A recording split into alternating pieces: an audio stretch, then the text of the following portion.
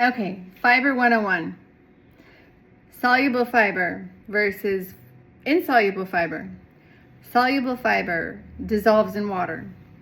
It forms like a jelly-like substance, a gel-like substance in your digestion or when combined with water. It helps to slow down your digestion and helps stabilize blood sugar and increases your feeling of being full. So it helps increase your feeling of being well fed, right? It also binds to substances. So like it can bind to cholesterol, bile acids, toxins, hormones, etc., to help pull these things out of your system. And that's a good thing because it works with your gut to basically get rid of stuff that your body doesn't need. And that's part of the disposal process, if you will. The other thing it does is it's fermentable. So your good bacteria and your microbiome actually use it for food, and that keeps them healthy. This is critical because your microbiome in turn then help you. So they're part of your immune system. They help keep the balance between good and bad bacteria in your gut and keep away bad pathogens and stuff that you don't want. And they also, your good bacteria and stuff also help keep your mucosal lining in your stomach very healthy. And they also create enzymes that break down, when they eat, they create enzymes that break down fibers and other things you can't break down. And they create enzymes your body doesn't create. So very important and very needed. The other thing is insoluble fiber. So insoluble fiber, it does not dissolve in water. And it adds bulk to your stool. So it helps speed up the process of getting rid of stuff. It's minimally fermentable, meaning it does ferment a little bit, but not as much. So it's kind of they kind of balance each other. And between the two of them, if you have a healthy balance of both, you have good motility, you have a healthy microbiome, and you have toxins and other things being pulled out of your system as they should be.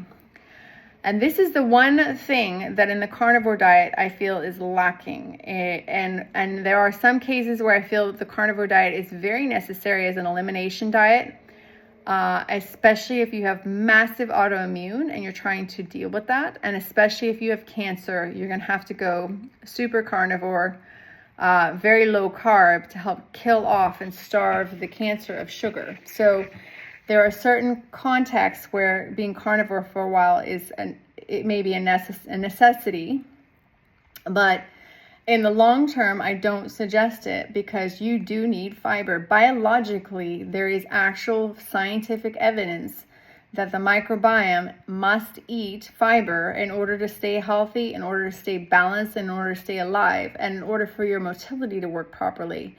And in order for your body to help monitor and handle cholesterol and get rid of toxic waste and hormones and stuff, this is actually critical to your whole system. So it is needed and it is important, and there is a reason for it, and it does serve you in a very good way. Now, that being said, if you are very constipated and you add the wrong kind of fiber like psyllium husk, you're essentially going to be adding traffic to a congested highway. So you do need to use fiber intelligently and strategically if you're trying to handle your digestive system. And there are fibers that are appropriate and not appropriate for such a situation. And you need to build up to being able to tolerate fiber if you have a lot of issues with fiber. Or you have a very bad imbalance in your gut. Like there's actually you have to strategically and on a gradient increase your fiber to be able to handle fiber. I speak from complete experience on this, guys. Like, oh my God. So 2 years ago, I could not handle high fibers. If I tried to do the high fiber thing, I was so bloated and in so much pain. And I remember one time actually going to the ER. I was so constipated and I was in so much pain and I was so bloated because I was trying to do the Dr. Gundry diet and I was trying to up my fiber. And it was a friggin' disaster, okay? And I thought, okay, I can't handle fiber. Like this is not working. Like, it didn't make sense to me. I was like, why, if it's so beneficial, is it causing me such hell? And then I ended up going to carnivore, and everything calmed down, and I felt way better, and my autoimmune stuff stopped. And then I went back to low carb keto, and I started a whole gut handling to rebalance my microbiome, to get rid of, any outbalance that I had. And I started taking really good high quality probiotics. And I first I actually started with a whole protocol to kill any bad guys like oregano and allicin. Like, I did a whole protocol for like about 6 to 8 weeks. Then I introduced really high quality probiotics and stuff, and prebiotics. And I gradually just built my system up to being able to handle fiber.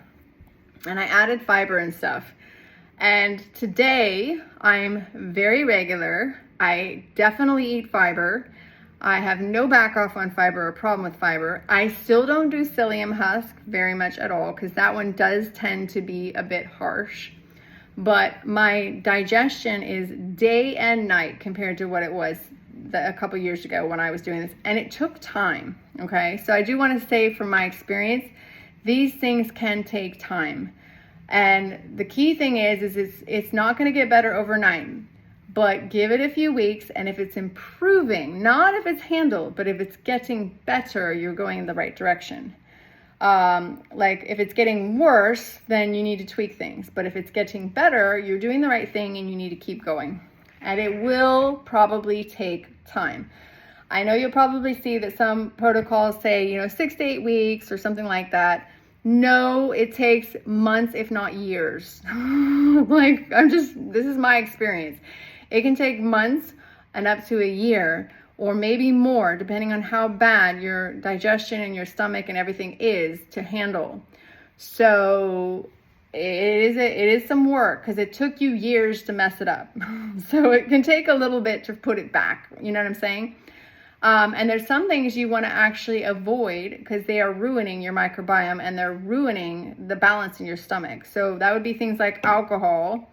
That would be things like ibuprofen and Tylenol. These things are like dropping a bomb in your stomach, and they will wreak havoc on the mucosal lining in your stomach, and they will wreak havoc on your microbiome. They're actually really bad for your microbiome.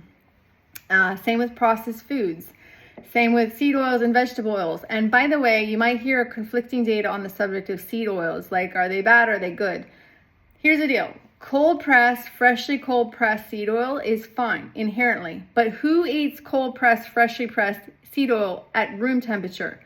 The thing is, 99% of the time it's being cooked, and seed oils that are cooked are not good for you. That's where they oxidize, and that's where they turn bad. And a lot of the time they're old. They've been sitting on the shelf, so they're oxidized, so they are bad. So as a rule of thumb, it's just good to not do seed oils. And vegetable oils are terrible for you. They are highly oxidized and highly processed. So just stay away from them as much as you can. Same with processed foods. These things completely destroy your microbiome. Lots of sugar causes lots of inflammation and gives you too many bad bugs and kills your good bugs. So you really do want to stay away from chemical, toxic foods, fast foods, and all these things, because they mess up your microbiome. And you want to feed them good, healthy fiber. Probiotics, prebiotics, probiotics being like sauerkraut and stuff is fantastic. I eat it pretty much every day. That's another thing I did do. So I do eat a lot of fermented food, and it made all the difference for me. If you are histamine sensitive, that would be the only exception to what I'm saying, and you will have to take a different approach, because you might not be able to tolerate a lot of fermented food and sauerkraut right now until we get that resolved. But yeah, fiber is vital. Eat your fiber. Don't be shy of fiber. Definitely eat it, and definitely eat fermented foods, and definitely take care of your microbiome.